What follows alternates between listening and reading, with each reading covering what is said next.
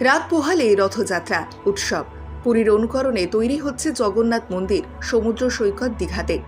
এবছর উদ্বোধন করার কথা হলেও তা করা যাচ্ছে না বিভিন্ন কারণে। সে কারণে আগামী বছর দীঘার জগন্নাথ মন্দির থেকে রথযাত্রা শুরু হবে। তাই এই বছর শুধুমাত্র দীঘার পুরনো জগন্নাথ মন্দির থেকে রথ টানা হবে দীঘার এলাকা জুড়ে। তাই রথকে ঘিরে তৈরিতে ব্যস্ত শিল্পীরা। শেষ মুহূর্তে তৈরি হয়ে গেছে রথ, শুধুমাত্র টানার অপেক্ষায়। রাজ্যের মুখ্যমন্ত্রী মমতা বন্দ্যোপাধ্যায় চিন্তা ভাবনা করেছিলেন এই বছর দীঘার জগন্নাথ মন্দির উদ্বোধন করবেন, কিন্তু কাজ সম্পূর্ণ না হওয়ায় উদ্বোধন করা যাচ্ছে না। শুধুমাত্র পুরনো জগন্নাথ মন্দির থেকে রথ টানা হবে। তাকে ঘিরে দীঘায় এলাকার সাজো সাজো রথ। একদিকে রবিবার, যেখানটায় শনিবার এবং রবিবার ভিড় হয়ে যায় দীঘার সমুদ্র এলাকায়, সেই কারণে রথযাত্রা রবিবার পড়ায় উপচে পড়বে ভিড় দীঘার এলাকায়। তাই এখন থেকেই তৎপর দীঘার শঙ্করপুর উন্নয়ন পর্ষদ দীঘা।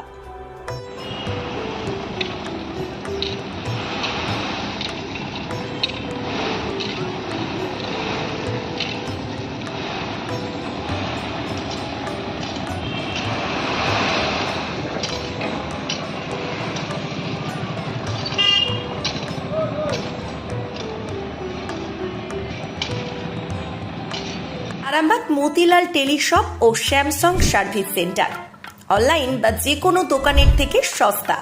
আপনাদের সকলের প্রিয় মতিলাল মোবাইল, তাই আজই আসুন।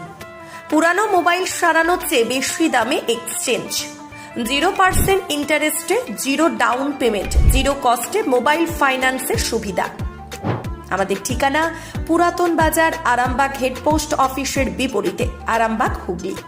আমাদের যোগাযোগ নাম্বার 7001304430।